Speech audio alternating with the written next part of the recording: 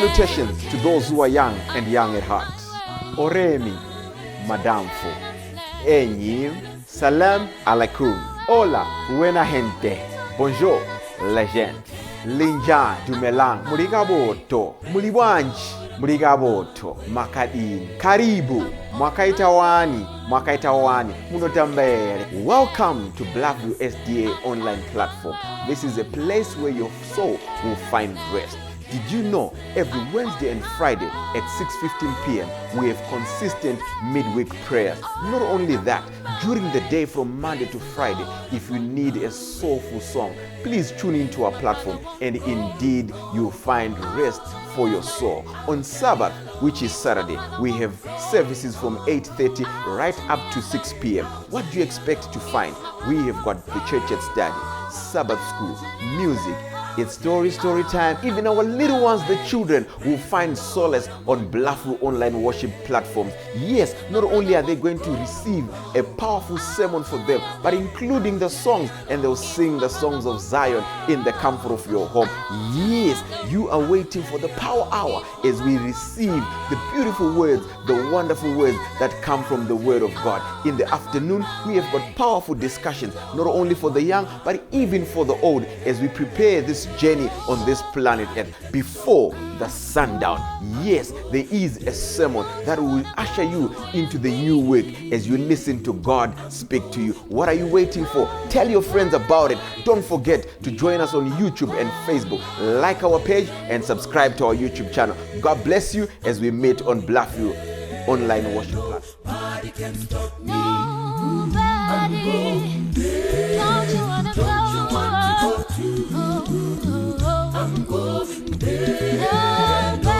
Dakarwadziwa Jehova atama, zitema zvakandifuwira pasi, dakachema ndiri mumu matope tenzi, akandiburitsa kunzezve, andiburitsa mumatope, andilisa ine panomo, nasiyandi parweyo umoyo rekukunza. Hallelujah. Andilisa padombo petronaye, masiko angu asimbiswa pano, andizomboputikendire pano, domira ndizofika chiremba, andiburitsa mumatope, andilisa ine padombo, nasiyandi parweyo umoyo rekukunza. Hallelujah.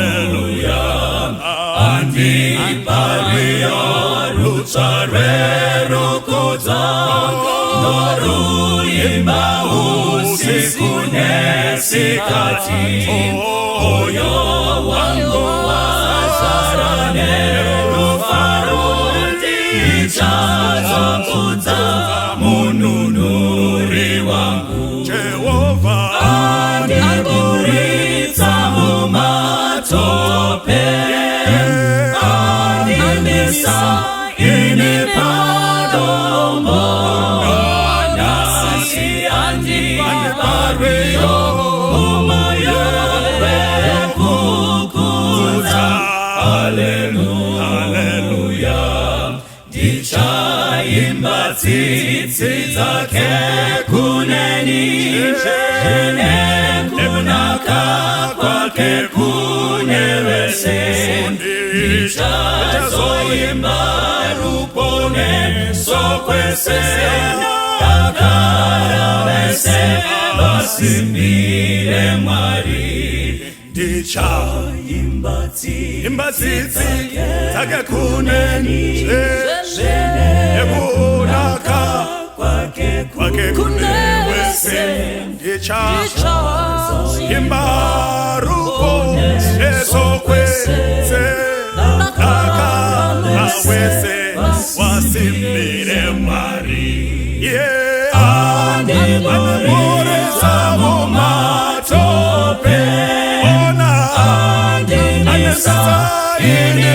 paromo nasiani ane parweyo mumoyo kukuza haleluya haleluya anikuritsa mumatope anemisa ine paromo nasiani ane parweyo mumoyo kukuza haleluya haleluya nasiani ane parweyo mumoyo kukuza haleluya haleluya nasiani parweyo mumoyo kukuza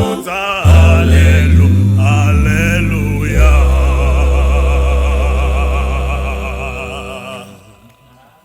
Makadi vateereri, toda kutendai patiri kusangana zvekare tichidzidza pamusoro peseries yemayouth ine musoro nyaya yekuti Youth for Today.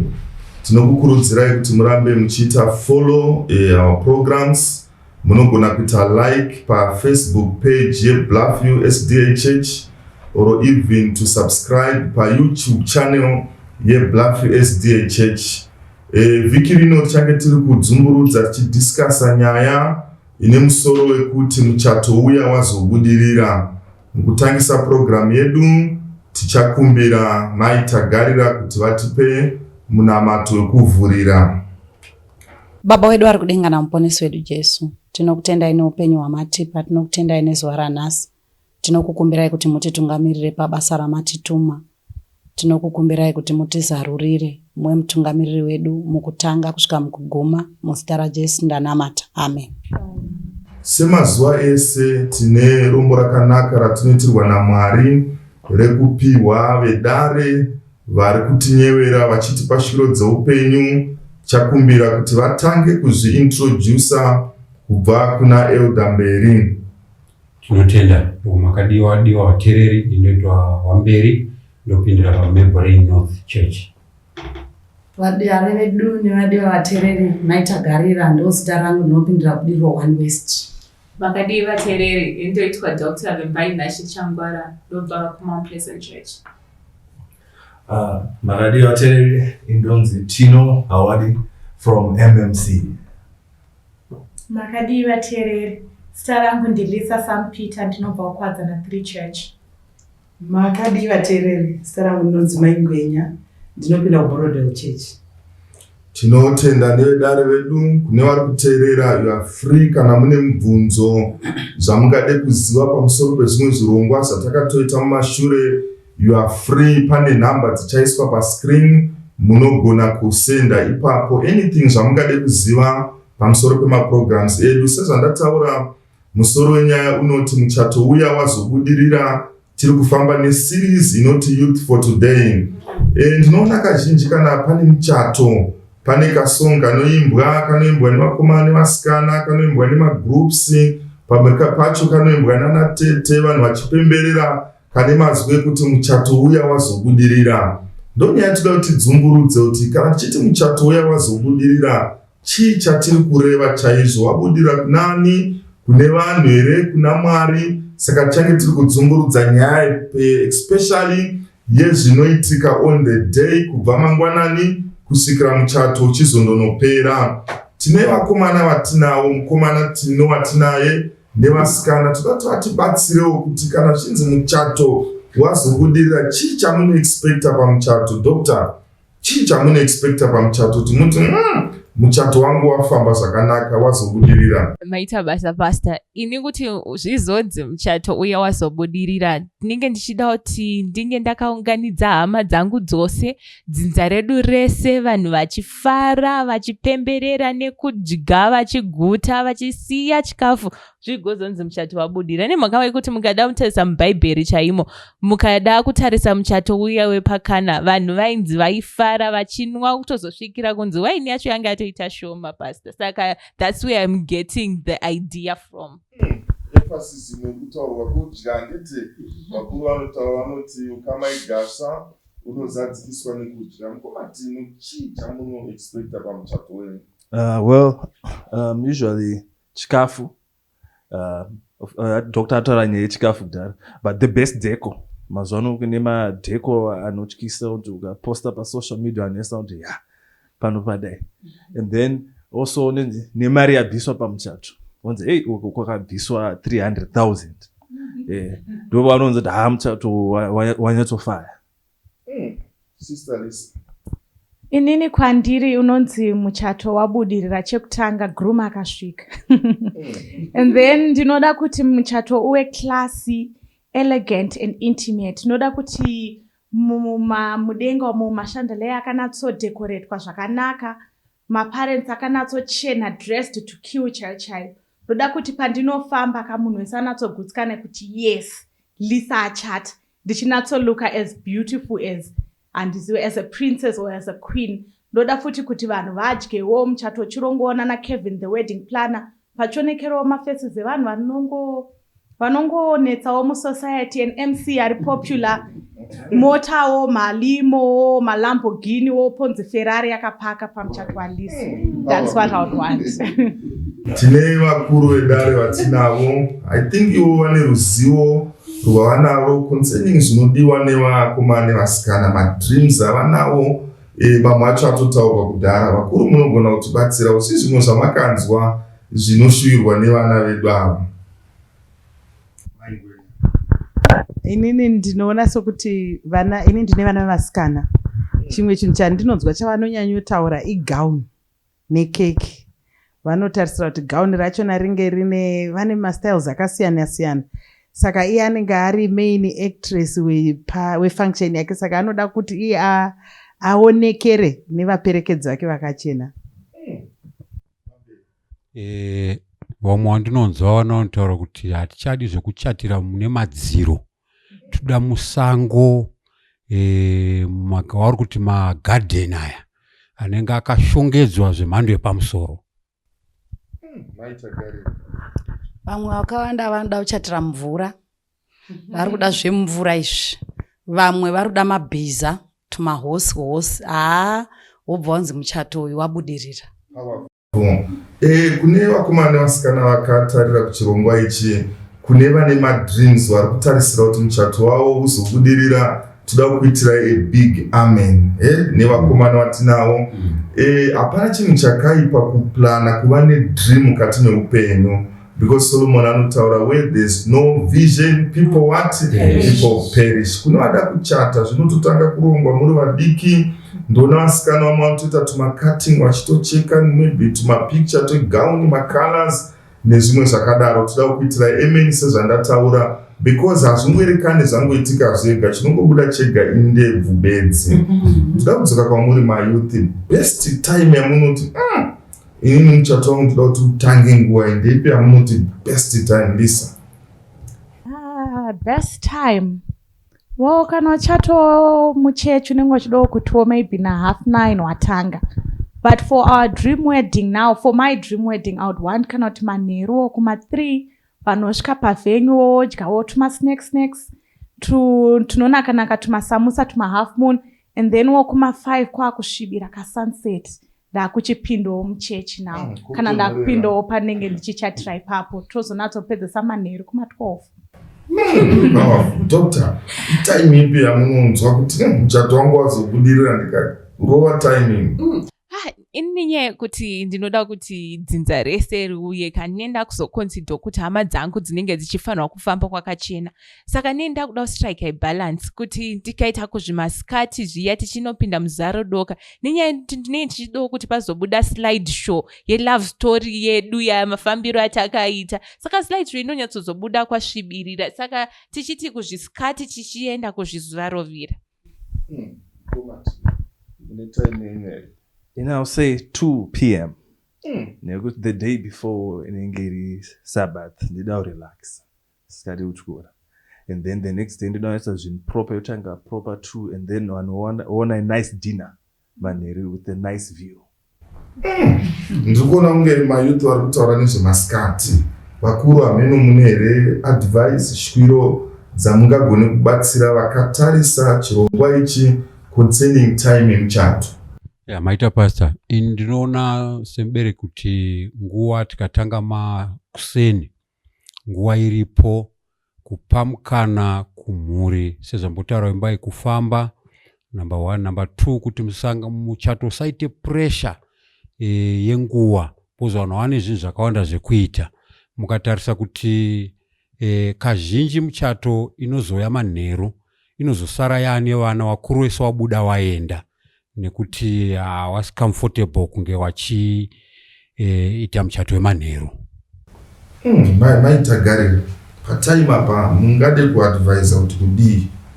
Zvakanaka nguva dziri kufarira vana sekuti vamuchato yavari kuda. Ndiri kufunga kuti masikati akanaka paine chiedza. Iyi yekuzosvika ku12 iyi ndo patinozoona vanhu vakubvisana hembe pamuchato umwe pasina loving affair. Ndo patinozoona doro rakumwika, dima harina kutinakira. Rinozopedzera tatoone vamitiswa, vaperekedzi vacho vatomitisana. Imi zvakunakirai but pane vatomitisana. Usiku hune disadvantages akati wandei pakuona kwangu. Mai Ngwenya, panguva pamunere advice. Nini panguva ndiri kufunga kutoti mangwanani anga akangonaka zvawo. Manheru achona vanoda kuita iwayo haana kuipawo zvikare kana zvinhu zvacho zviri under control. Paine mukana wokuti havasi kuenda ku12 yanyanyawo yazoti nyanyei. Because ndiri kufunga kuti tida kuaccommodate kuti pane zvataurwa natino zvandinoconsiderawo kuti maybe zuva rapfuura yanga iri Sabata. Saka muchato unotanga chinguva chatiwo kuma11-12 muchato unobvumira kutoti vanhu vasaite preparation dzavo kuita mafinishing touches on Sabbath. Ndo mafungiro andinoita kuti zvinogona kubatsira ipapo. Asi zvokuzosvika 12 midnight inini hangu handifungi kuti pane pachiri kuitwa zvemuchato. Pane vamwe vaakutongoita zvinogona kukanganisa zita revachata nemuchato. Thank you so much. Tiri panyaya yenguva ipapo, maybe advice andingade kungopawo diki ndeyekuti ndoona kazhinji vakomana nevasikana vanotonyora pamaprograms avo totangana 9, but pamwe wapango ichozotangana 12 or even a 1 because time inonetsa again. Saka zvakanaka kuti kana mati 9 tanga muchato yenani na9 than kumisa, because kuna vamwe vari faithful vanotosvika ushuwa pavenue 9 o'clock vatovapo. Masikati zvekare akanakira pakuti vanhu vane nguva yekugeza, kunyanya vasikana ndo vamwe vanoda kugeza, vamwe vari kurembesa nzara nezvimwe zvavanoshaya kuti vakomana zvinombofamba sei. Saka vanai nguva sezvo tambotaura nyaya yeSabbath kuti after the Sabbath you need the time yekuti zvinhu zvenyu muronge zvibude zvakanaka. Tiri pazuva remuchato vedare, pane zvimwe zvinhu zvandakaona zvinogona kuita machallenges even pachecklist yedu. Zvimwe zvacho zvinogona kukanganikwa on the day zviri very critical. I don't know kuti pane here zvamungade kuti mubatsire vari kuteerera chirongwa ichi, because muchato hausi vakomana nevasikana bedzi, unoinvolva vabereki, unoinvolva hama neshamwari. Zvimwe zvamungabatsire on the day. Maita Garira. Dhishi chairo rekugeza maoko pakuchekwa kwekeki nebanga chairo zvinokosha. Kana matches chaiyo zvinhu zvinogona kutokanganikwa zvakakosha. Kana tumapini gauni rinogona kutitira musikanzwa ratombobva rakapfekwa zvakanaka. Those are very small things but zvinogona kutokanganisa program yedu. Thank you so much.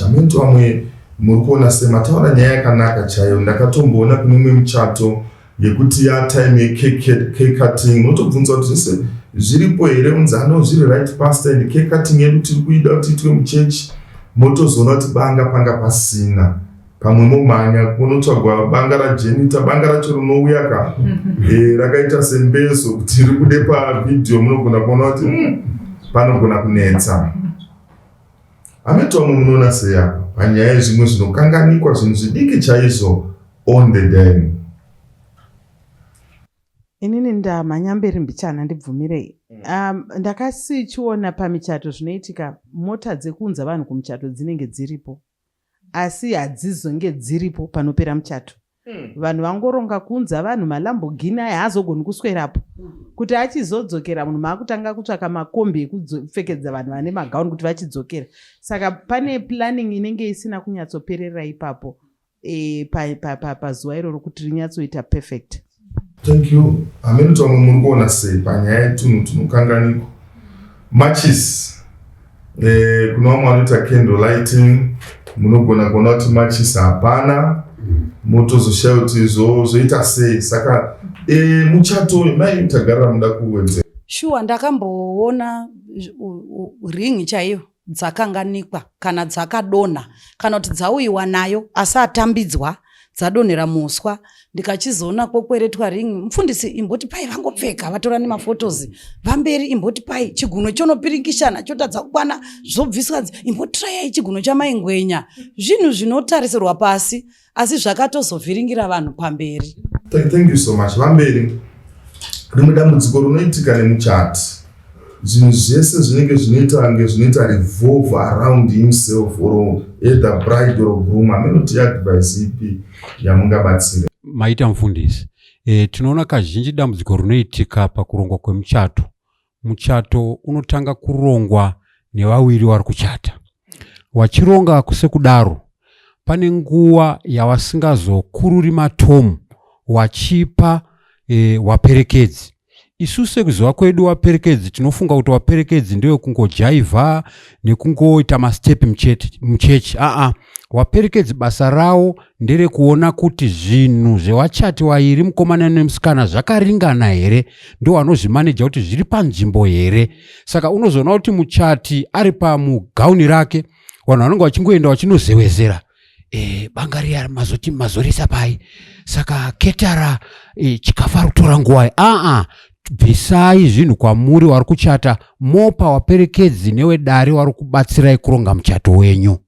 Thank you so much. Ndisingazive dare pane pfungwa dzakakosha chaizvo dziri kubuda. Pane anoda kuwedzera here tiri pazuva remuchato? Mukoma tino? Point yataura eudamberi ndeuti sometimes one munonida kutohaya zitori nani to sacrifice or a wedding planner kuti anokubatsira kuti zvinhu zvifambe kupasa kanganikwe the smallest thing ever. Vachati vanofanira vakarelaxa brain dzavo 100% focus. Munhu wakafunga kuti mukadzi wamwana akamirira uya ndichamuona. Thank you so much. Maingwenya muda kuwedzera kune vanhu vakateerera paGoogle chaipo pane machecklist ekuti anogona kulista zvese zvamuri kuda muchitika than kuti mozoita dzungu nezuva iroro. Maingwenya ndiri kuda kufunga kuti pane zvimwe zvatinoona muchato kuti unzi wabudirira ukaita overcrowded amenoti zvine zvaakufamba sei vanhu vaakutongoita social dzavo. It's no longer about imimi kuti muite center of attention. Vanhu vaakutongoita social pamuchato wenyu. Saka zvakanaka kuve an intimate group. Ndoda kubvumirana newe nevanhu vamunokwanisa kumaneja. Mazuva ano eCovid akanaka kuti manambers ari kungorijiswa nenyaya yekuungana. Saka pane dzimwe nguva dzokuti vanhu vanokokwawo. Ndiri kuda kufunga mukomana uyu wepakana uyu anenge anga asina guest list because vanhu vanga vakawandisa and anga asina kurongeka pachikafu because tototenda hedu kuti paive naJesu and mimwe michato inenge isina Jesu manje inenge ichingove michato. Saka tiri kuti dei zvaigona michato yedu ngaive naJesu anogadzirisa zvimwe zvine zvisina kumira zvakanaka. But nyaya yokurongeka inyaya yakakura.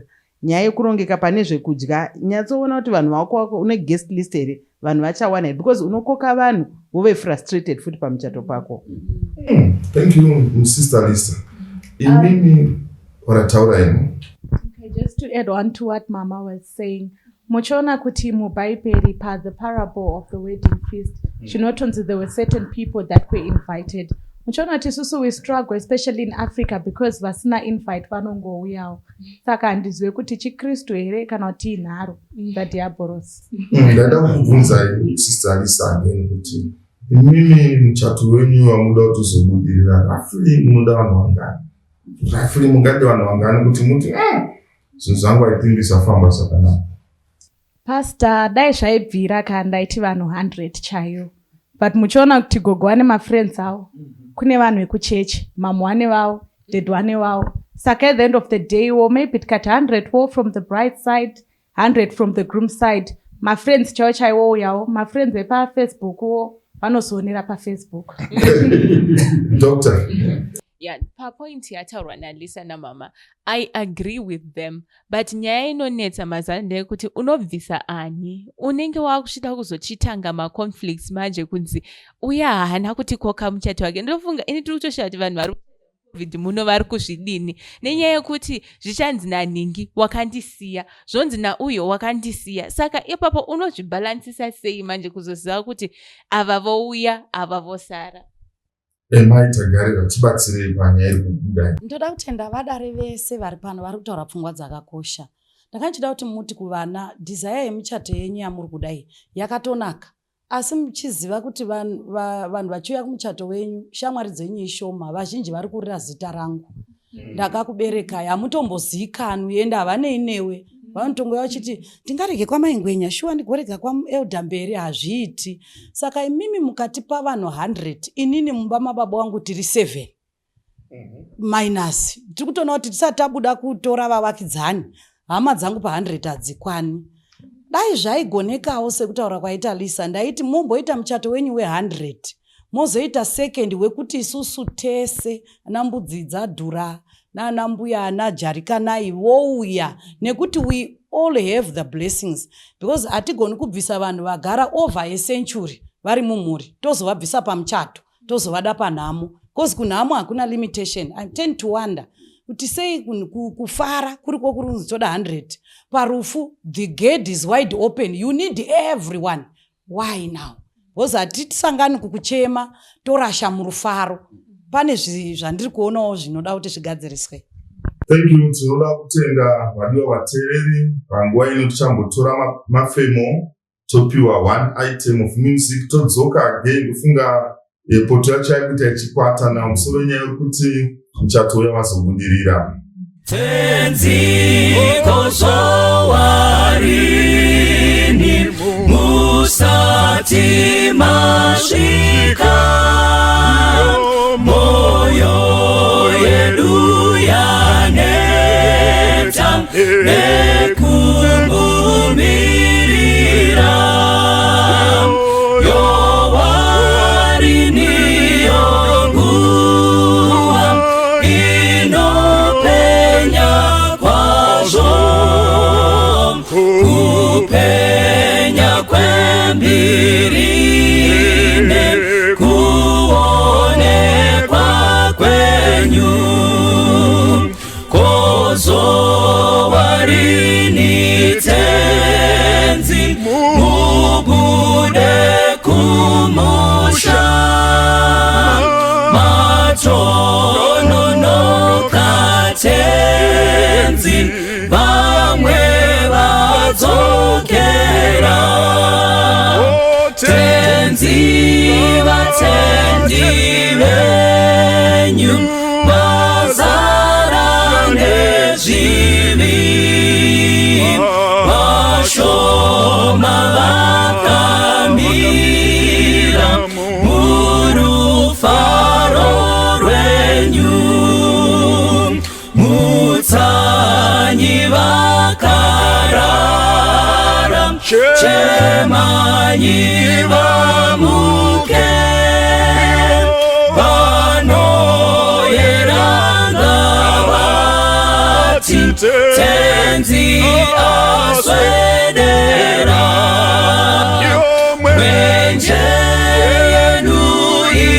zvivhute zviuno zvisungwe vese vagadzirire kumuona tenzi mutsanyi vakarara chemani vamuke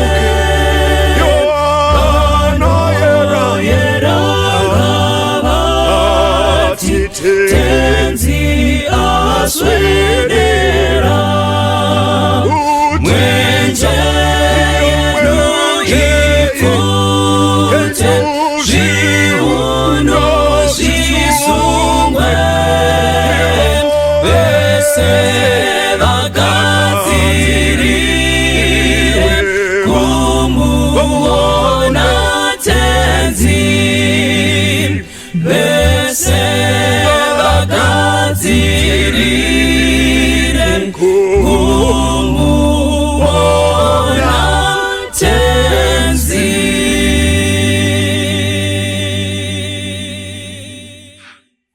Tinotenda vadiwa vateereri, chikamu chekutanga tandiri kukurukura zvakati wandei zvinoitika pazuva remuchato. Imwe nyaya tandapedzisira kubata inge iri nyaya yemanambers. Tanzwa Alisa achiti pamwe pacho ndikaitawo hama 100 kubva kumurume 100 kumukadzi, then vamwe vepafacebook vavanozongoona mapikicha pafacebook. Handiti pane imwe nyaya futi imwe yaunogona kuona pamainvitation cards inotaura nezvekuti hatidi vana. Vamene mberi munoona senyaya yekuti no kids. Tinotenda pasa. Munoziva here kuti vana vanodzidza nekuona, uyezve vana vanogurumwa nekuona. Saka mukaita muchato wenyu mukati no children, madepriva vana waya zvavanga vachizodawo kukararira kuita muupenyu hwavo. Isusu takada kuchata nekuti taiatenda michato yana mukoma, yana sekuru, yana mbuya kuti inda uzochatawo. Zvino kamwana kakasiwa kumba akazodzidzi. Number 2, munoshaya wamwe wanhu pamichato yenyu nekuti wanzi mati mwana wangu hauyi neniwo handichatouyi, bozi nenda uda kuti haya munhu anosara akachengeta wana. Saka mwana is part of the family. Ngaadzidzewo kuti ndiri pati yemhuri, afarewo newamwe. Thank you so much. Even yangu pamanambers yako, be very careful. Ndemwe muchato kuti wangu wakataura kuda vanhu 100. Remember tiri muAfrica. Word vya tinoshandisa ndekuti I am because we are. And muchato wakanga utori kugotera and maplates 100 bukwa, but vanhu vari kuma 400 because tiri muAfrica. So pamune muchiplana rangarira kuti whatever you are doing, you are in what?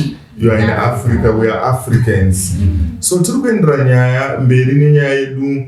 Imwe nyaya ndachida nditaure ndichinzwa kwamuri vedare yanga iri nyaya yekuti zuva iri riri very short, very short. Rakaita seChristmas. Munoziva tiri wafana taifarira Christmas chaizvo. Taitanga kunzwa munhu weChristmas kunana November, then hembe dzedu tichimbonodziba madzinenge dziri tombedza kudzipfeka wakuru wasipo. But chandaiziva ndechoti zuva iri rakanga riri very short. Ndichitorangarira neChristmas mvura yakanaya. So ndakati Mwari ariko here akomana kuti mvura yanaya zuva rake. So in other words, whether matanga makuseni, matanga masikati, zuva riri very short. Amenti vedare, pane here shwiro dzamungade kungotsanangura paupfupi hwezuva iri bedzi? Ndichienda papfungwa yemataura, ndanichida kuita edhoni yataurwa naElda. Handi vana badzi vari kunzi musauya. Iri kunzi strictly with the invitation what? Card. Saka unenge uri kusaidi rekuti nemwana hadiwi, usina chiri kutaura kuti wakokwa hauyi. Imwe yacho ndakaona iri kuti strictly with the dress code. Kuti usina hembe yemutambo, hazvina basa kuti ndini baba muninacho, hauna hembe ba, haupindi. Saka pane vanhu vari kungobviswa. Dai Mwari angatibatsira ipapo. Ndobva ndaenda pamabva kutaura mufundisi kuti the day is short. Nyangwe ikaitwa 3 years ichiplanwa, musi wemuchato kukangonzi kwaedza, zvatopera. if it is not 45 minutes, even less than an hour, muchato watopera panongonzi I do. Chaona kuti zvese zvakarongwa 5 years zviri kunoitwa mu 45 minutes ende panozosvika 1 hour unenge wakutona asi chindakachitireko iko izvi zvine basa rei. Nguva inenge yatotambiswa ende nguva inenge yapera paiswa zvimwe zvinhu zvatora imwe mari yanga chifanira kutoinvesta zviri nane pachinja achita 45 minutes. Sorry, very short. Lisa, unozokuwedzerera. In response to what Mama has said, muchaona kuti patinenge tichironga muchato pane chinhu wani chinonyangoshepa madecisions edu chinova nyaya yemari. Muchaona kuti pamuchato panobuda mari yakawanda. And sometimes inozwa kuti kwedu kwatinobva mageto koko it's so disappointing. Munhu anosvika pamuchato akapfeka patapata nesunhat. Video yako wedu wabhadhara mari ndo munhu anenge achingobuda iye nesunhat yake nepatapata. Saka muchaona kuti chidzidzo chatinofanira kutodzidza tose kuti muchato une mapfekere kumuchato. Even Bible noti vanhu vakati vairamba kuvaipa wedding feast parable vanhu vanga vasiri dressed in the appropriate way ndo vakaita say they are the ones that were chased out.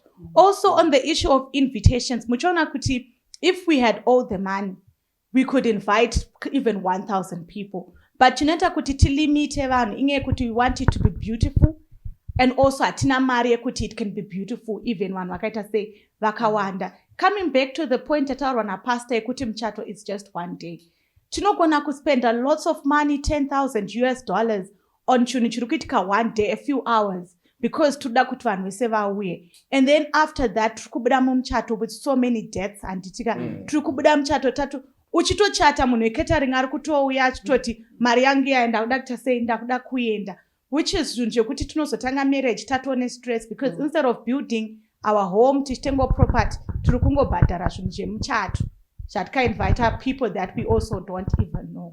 Thank you, Doctor.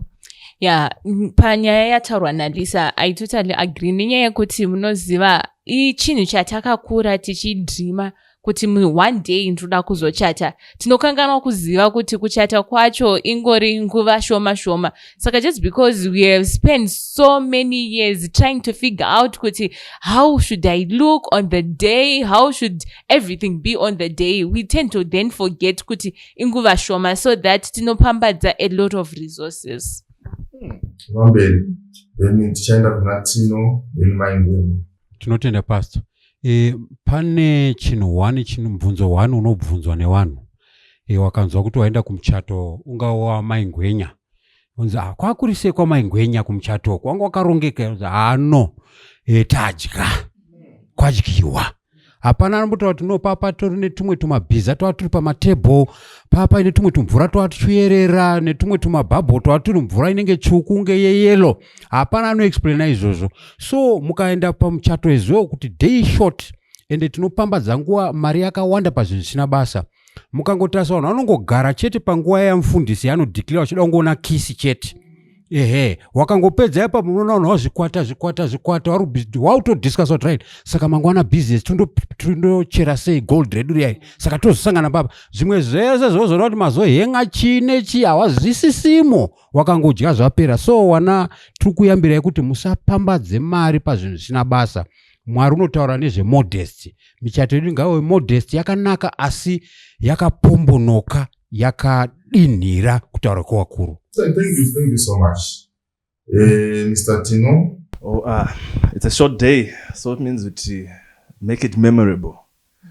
The best ever. Kana chandoziya vasikana madzimai ndio anenge achida kuti I want this and this. As a man, if you can afford, make sure you get it. Even triple it, zvite nani. Zvichinyasobuda because it's a day yekuti mom marriage moti remember our wedding day. It was the best. So remember that, so that you move. If you take things positively, sometimes unonyanya attack out, mawesta mari pakati. Kana iripo. Yashanda. Maita. And they can also tedzere vanenge vana. It's according to your level.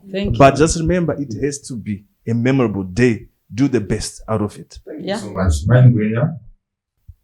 Ndofunga zvizhinji zviri kutaurwa zvabvutwa asi regai ningotsimbirirawo pekuti makamboona here handizi kuti munhu akakupai invitation card iri expensive vangani vanoikoshesa zvokubva yaiswa padisplay kuiswa mumaarchives. Inongotariswa date kana rotonyorwa pane chimwe chikalenda chiri padesk iyo toiswa pasaidi. And ndiri kuda kungoti nini vana vedu kana muri kugadzirira michato pane zvimwe zvinhu zvokuti zvinokwidza kana matempers, zvimwe zvinhu marelations okanganisika.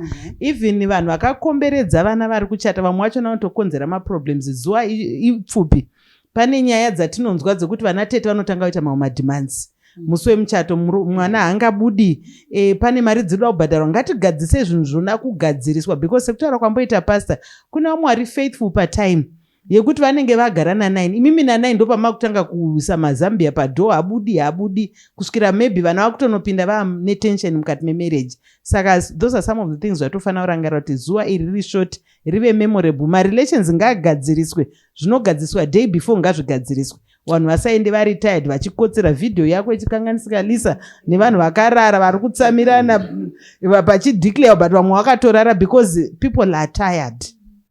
Ndinoda ndine kwamuri maitagarira but ndinoda ndikubvunze umwe mubvunza inoti mune point imwe yamunayo.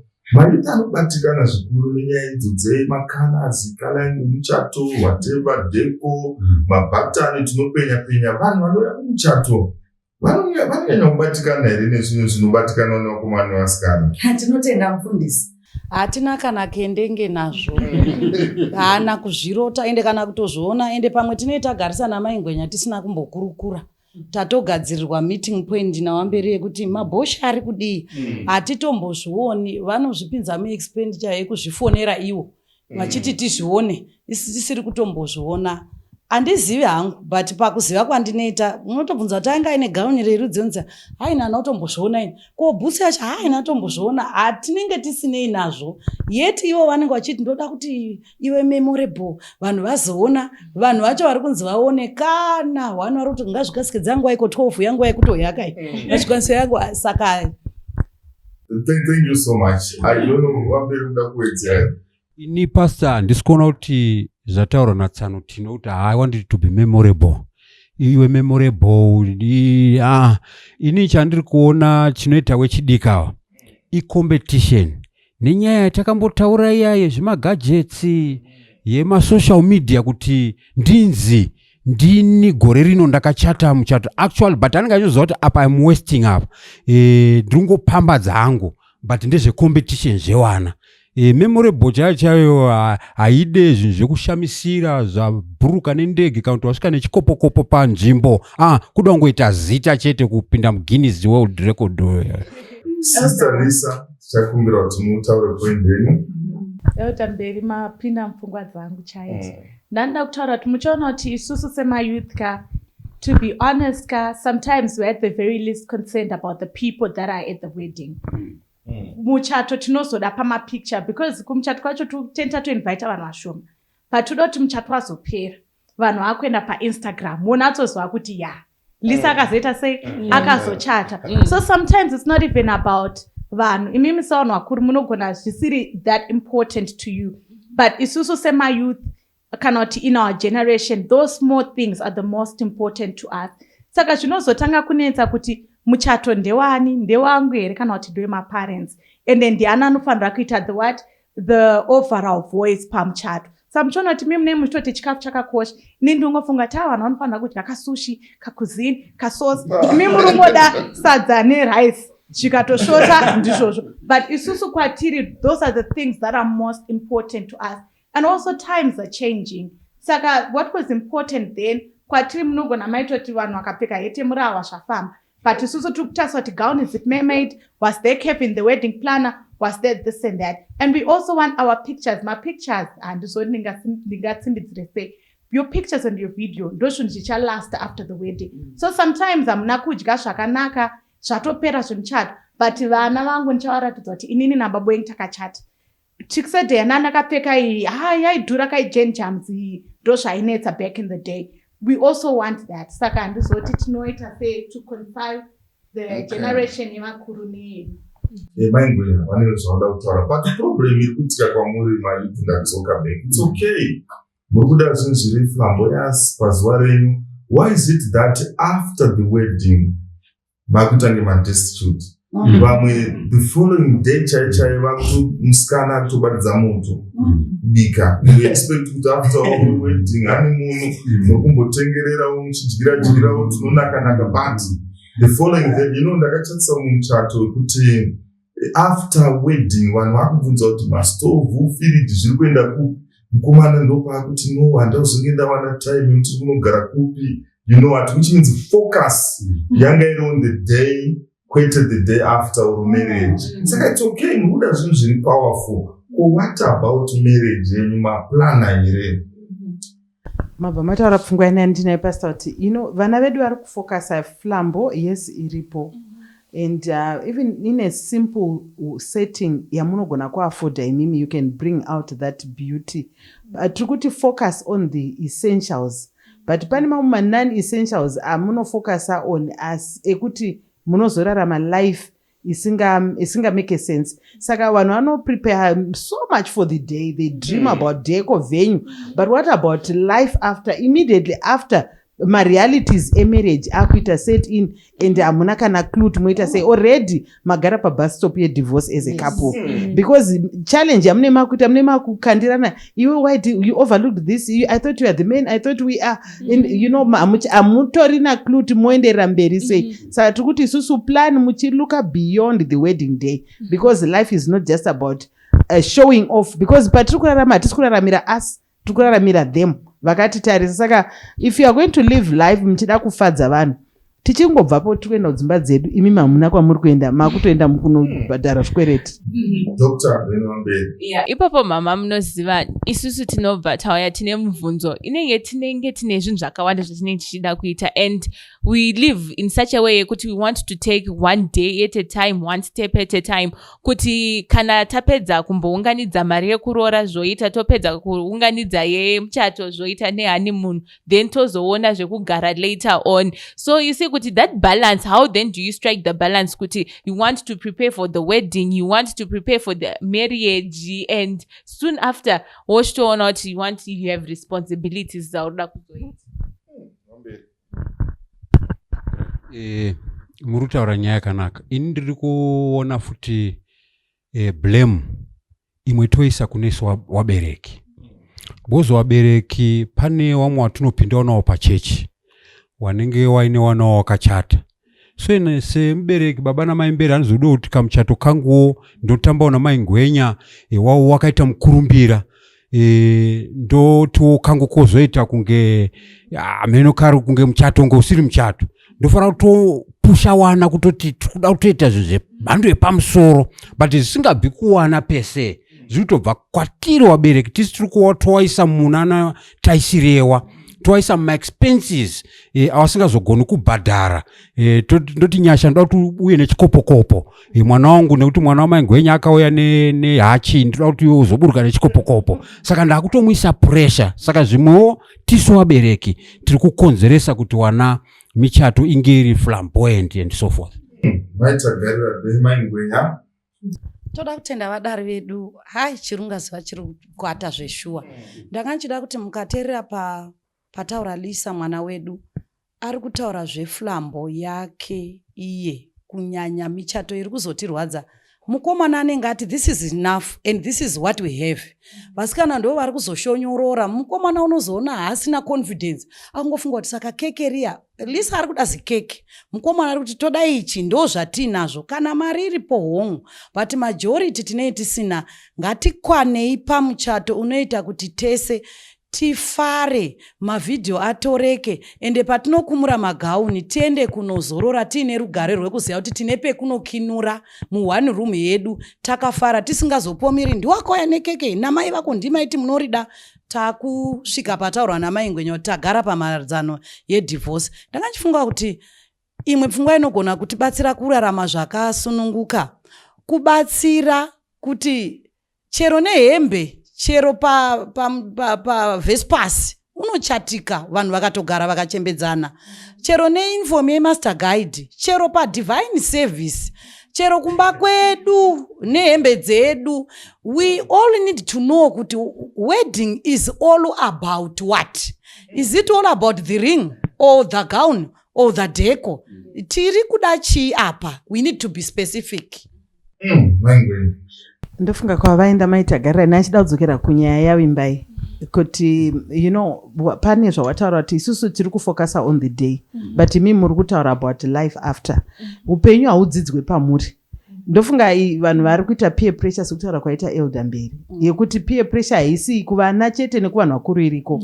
But chatiri kuda isusu ndechekuti zvechokwadi kana tikasagadzirira kurarama after the wedding day kutoreva kuti mhuri idzodzi dzambofara dzichagarazve pamatare asingafadzi. Saka tiri kuti isusu you need a mentor. You need a mentor. Munofanira kuwana vanhu vanokuguide kuti okay izvi vachikubalansisirai zvinhu muupenyu. Even as you are planning, noti mukaplana muri mega hamuna a balanced view yeupenyu. But kana paine vanhu vakuru musaite nharo nevanhu vakuru because tiri kutaura from experience. Experience has shown us kuti zvechokwadi vana vazhinji vanoraramira social media, vanoraramira peer pressure. Kana uyo akashandisa kala iyi chero dei wanga wakamboti ndo kala yangu hamuchatoidi. Maakutotsvaka imwe kala chero dei jira ranga ratengwa yakashandiswa naningi kakira ndo rakaitwa naningi wedding planner handichadi yeyu kana ari Kevin ndoda kuti aite zviri more than that. Saka tiri kuti peer pressure yacho naka it's not necessary. Sautaura kwaita maita garira chiri kumbonzi muchato chi.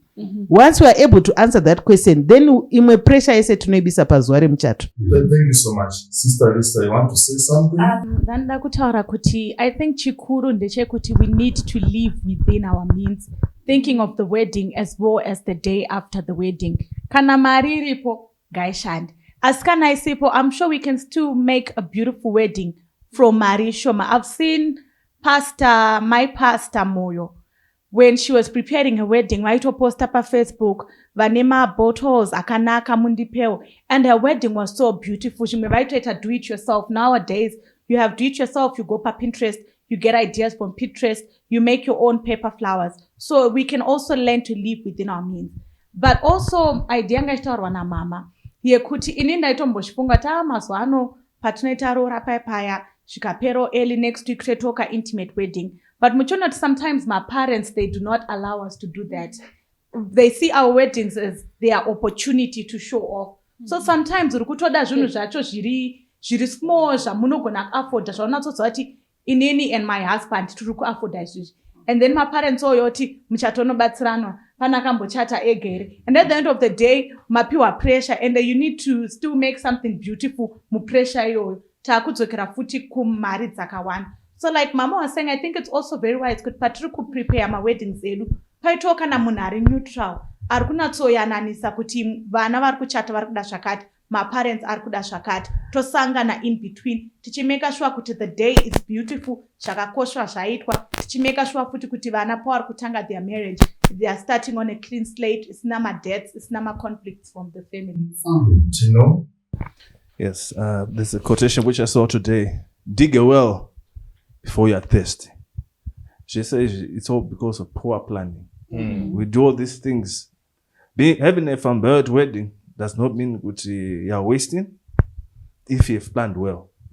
There are many people I know vakachata after varorana matogara mbandi tonevana vachata later in future vatochata their wedding because vaplana vane aim ne goal. So in just conclusion, it's all about plan in advance before you act, and you make the right move because you've planned in advance. Thank you so much. Ndichaverenga vhesi John 2 verse 1 yezuva retatu. Mutambo kuwana wakanga uri pakana yeGaririni, namai vaJesu vakanga varipo, vadzidzi vake naiye Jesu akanga aripo. Tiri kuendera mberi nechidzidzo chedu ichi next week. Musoro wenyaya uchiti Muchato Uya Wazobudirira part 2. Ndofunga muri kuona vadiwa vateereri kuti nyaya yedu iri kuramba ichidzika chikwata. Saka chatokurudzirai next week ngatiendere mberi chikurukura taakupinda madetails akadzika, chibata nyaya dzinoitika on the day, nyaya dzemainlo, nyaya dzemamc, ibvi nyangwe nyaya dzedressing, kuti muchato uzonzi wabudirira unenge wakamira sei. Yes, hama ngadziuye shamwari, but Jesu anogona kuatenda here musangano wenyu kana kuti muchato wenyu sekuatenda kwaakaita kuna John chapter 2. Mukuvharira chirongwa chedu tichakumbira Sister Lisa kuti mutipo munamato wekuvharira.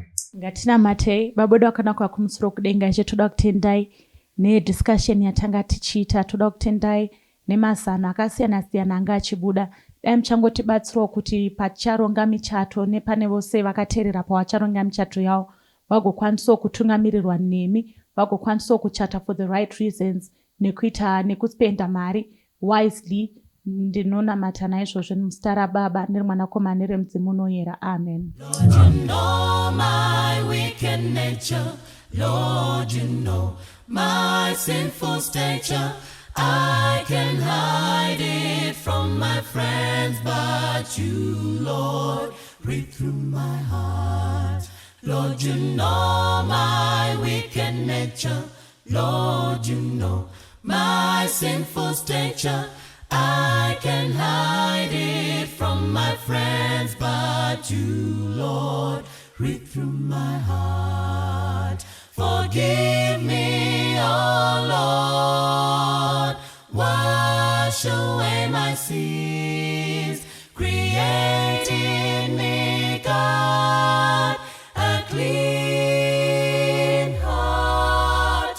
Forgive me, oh Lord, wash away my sins, create in me, God, a clean heart. All the things you do in secret, all the things you do alone, shall be known when He cometh on that great judgment day. All the things you do in secret, all the things you do alone, shall be known when He cometh on that great judgment day. All the things you do in secret, all the things you do alone, shall be known when He cometh on that great judgment day. So help me to be faithful, Lord, help me to be true, so I may be an example and lead many to Christ. So help me to be faithful, Lord, help me to be true, so I may be an example and lead many to Christ. I'm on my way. Salutations to those who are young and young at heart. Oremi, Madamfo, Enyim, Salam alaikum, Hola, buena gente, Bonjour, legend, Linja, Dumelang, Muligaboto, Mulibwanji, Muligaboto, Makadini, Karibu, Mwakaitawani, Munotambere. Welcome to Blaview SDA online platform. This is a place where your soul will find rest. Did you know every Wednesday and Friday at 6:15 p.m.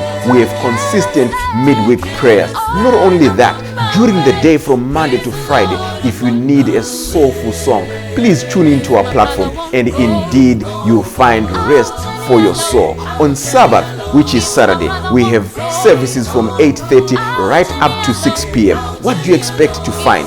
We have got the church at study, Sabbath school, music, it's story time. Even our little ones, the children, will find solace on Blaview online worship platforms. Yes, not only are they going to receive a powerful sermon for them, but including the songs, and they'll sing the songs of Zion in the comfort of your home. Yes, you are waiting for the power hour as we receive the beautiful words, the wonderful words that come from the word of God. In the afternoon, we have got powerful discussions, not only for the young, but even for the old, as we prepare this journey on this planet Earth before the sundown. Yes, there is a sermon that will usher you into the new week as you listen to God speak to you. What are you waiting for? Tell your friends about it. Don't forget to join us on YouTube and Facebook. Like our page and subscribe to our YouTube channel. God bless you as we meet on Blaview online worship platform. Nobody